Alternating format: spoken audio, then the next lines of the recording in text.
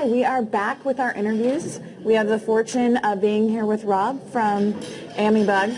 That's it. And I want Rob to tell us a little bit about how you came up with that and what the company, how that started, and some information about that for us so we know. Well, I had a dream of retiring when I hit the age of 42. And unfortunately, I didn't achieve that. 2 years before that, when I was 40, I had completed a wonderful, complex death march project. We did great. It was hard. Worked, 8 months, 7 days a week. And during that period of time, I'm a family person, so I involved my kids in the work we did. Right. And they came in on weekends and we played together. And my daughter and I, during that period of time, drew a lot of pictures, and that became a book called I Am a Bug. So the project ends. And foolishly, what management did for the first and only time in my professional career gave me a cash bonus. Wow. And this cash bonus, the minute the check cleared, I quit my job and I started my own company, and I asked my children to name it. So name the company. And they came back to me with a few ideas, but the one they really wanted was called AmiBug. And AmiBug is the permutations of the title of my children's book that I wrote, I Am a Bug, and it loosely translates to friend of a bug. Friend of a bug. So it's sort of, if you look at my artwork and my images and stuff, it's almost always sort of a bug that's sort of happy but trying to trick you, sort of things. The tricky little bug. Hiding from you. The ladybug.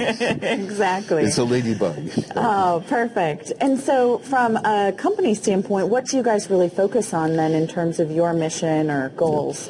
We've always wanted to touch the whole software engineering cycle from idea to deployed project and basically help people get things done. So that's sort of like our motto. We want to help people get things done. Right. But it was pretty obvious early on that my passions are more in testing activities, all through the life cycle, but testing. And so we've done a lot of consulting and task analysis and helping people, improve, organize, even from scratch, start testing stuff. And we've moved into a lot of training and consulting stuff and professional development. A lot of what I do is professional development. I like to work with a lot of young people to help them grow. Well, and speaking of professional development and some of that coaching you do, so I know you do a lot of coaching for people at all levels in organizations. What advice are you finding you're commonly giving people and companies around how to help them? Yeah, so coaching is a very important part of my career. But for me, I sort of take it a little step further, and I make it more mentoring than just coaching. I think the coach is someone who's trying to get you through the play-by-play, and the mentor is the one who's going to sort of be watching you game to game to game. Right. So I want to work at that level usually. And the type of advice I give people is variety. There's a lot of ways of doing things. Yes. And try different things. Like if you're working in one space, well, try another space. Or work on one type of project, try another project. There's so many ruts that we can get into. Or cognitive biases. Just because of the fact that we're just used to doing one thing. Now, we can become an expert in one thing. Right. But I want you to be aware of the rest of it. So one of the most important things I'm helping people with is to bring variety into their work or into their careers. What's your perspective on that cognitive, blinders that you can get in terms of focusing so deeply? What advice do you give for people who've been in the same role doing a very similar job for many, many years around variety and ways to look at things differently? Do you find that after they've done the same thing for a very long period of time that they can lose perspective on some of it? I've met many people in testing who have that attitude, but I don't think it's a majority. It's a small number of people, and I would say that I can let them know that it's them who are in power. They're in control. They're actually in the driver's seat, even though they might not decide what the project they're working on is or even what aspect of it they're testing. You are still there designing and executing the test, interpreting the results and all these type of things, interacting with people. And what I suggest is every single time you go into a new project or a new task or in Agile, a new sprint, every time try to do something a bit different. And this includes, and especially, test design. But try new ways to design tests. Don't get in a rut. Because if you keep designing tests the same way over and over again, actually, you're going to stop finding important bugs. It's just going to run into problems like that. So good advice for the folks out there watching around, finding new ways to do things. From your vantage point, what are some of the biggest challenges that are facing companies around quality today? You've got to position me, what I see, and almost everyone, not to high customers, almost everyone who calls me in has got a problem. Right. So I'm going to places that need help. Things aren't working. They're broken. And so, yeah, exactly. So I mean, if everything is going swimmingly, they don't call me, hey, Rob, come and take a look. It's going great.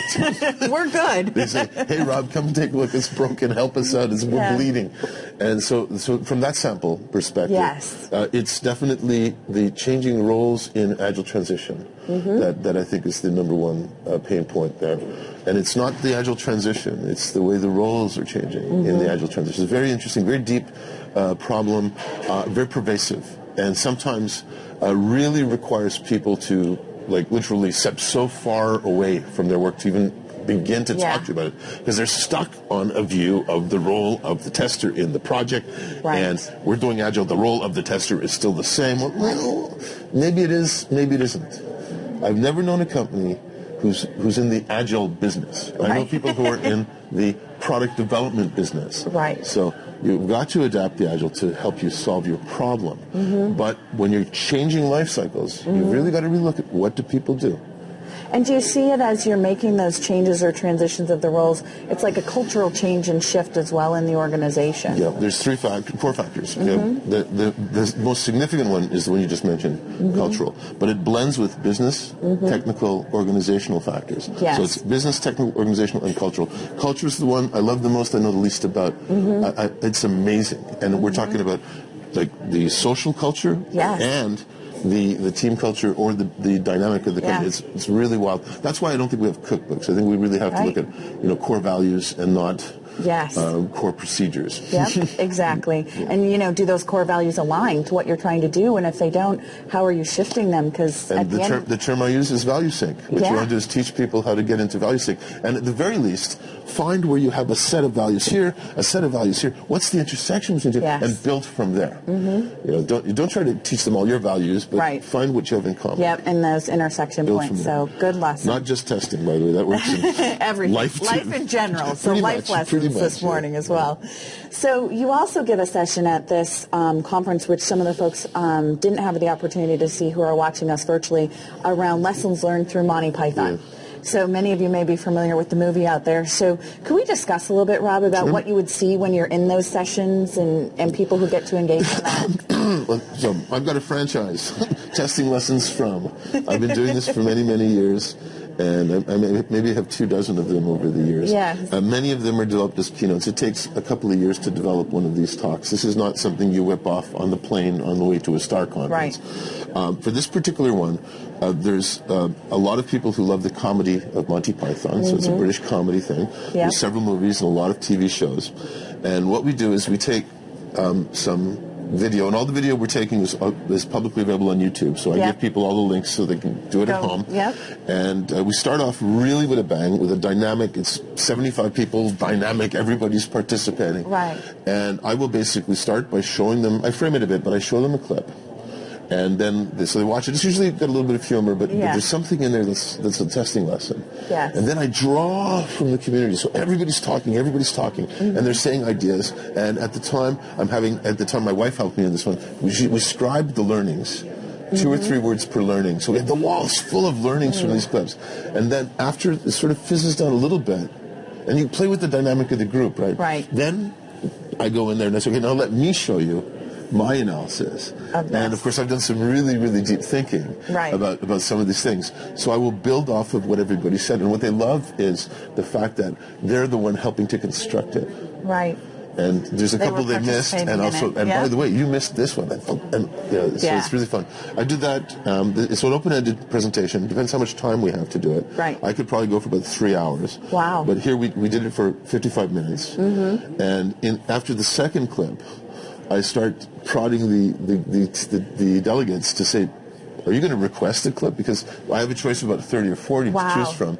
And there's always someone has a favorite. Yeah, that and they want we to were so see. lucky. There was a person from England in the group who really, really knew the canon. Yeah. And he was explaining to us why the famous parrot sketch was the most popular one. So we did the parrot one. The parrot and one. testing lessons from the parrot one. It was really fun. Perfect. Yeah. So it's nice. Do you find that when you engage people in that way in something that's familiar to them outside of the realm, like in a movie or through analogies and things like that they grasp those concepts better and that they'll hold on to those learnings? Well, there's a stickiness. There's a good stickiness to it. So if it is a relevant learning for the person, it'll stick well with that. However, there's a big risk with this style because sometimes people learn the metaphor and not the reality of it. So I've got to caution people about these things. Also, if you just spent all this, and I'm not going to suggest stock options are expensive, but you just convince management to fly you out here, and then you go back and you sort of tell management, oh, well, we watched Monty Python for the thing. They're going to think, what? Yeah, what did I just spend my money on? I really want to focus people on how to apply the lessons. Yes. And not just on entertainment. But we would call it edutainment. Yeah. And it's this style of talk is really a great one if you're ever thinking about it, to sort of end a day with or to end a conference with, because you're getting a lot of tension, a lot of ideas, and then something sort of fun that sticks. Yeah, and have it stick before they kind of leave. And that's sort of the idea. Yeah. And I know we're out of time. It goes so fast when we're chatting, but thanks, Rob, for being here with us. And I know you've probably intrigued quite a few people out there about some of the things you talked about and wanting to learn more. Where can they find you or get more information on some of these things? I don't know. I'm totally naive about social networking. I don't know how LinkedIn works. So we won't get you on Twitter or LinkedIn or I any have of those a things. website called amibugshare.com. Okay. I think also just you can ping me, RobSab@gmail.com, At rsab@amibug.com. Perfect. There's a lot of my stuff on the SQE TechWell universe as well. There. So that's the place. Amibug website as well, so go to that. Not the best place. Amibug Share with the word share. That's it. Amibug Share for those of you out there. Stuff like that. Perfect. Thanks, Rob, for being with us. For Great those to be of here. you, hopefully you'll get to see more of Rob's stuff on Amibug Share. Cheers. All right. Thank you.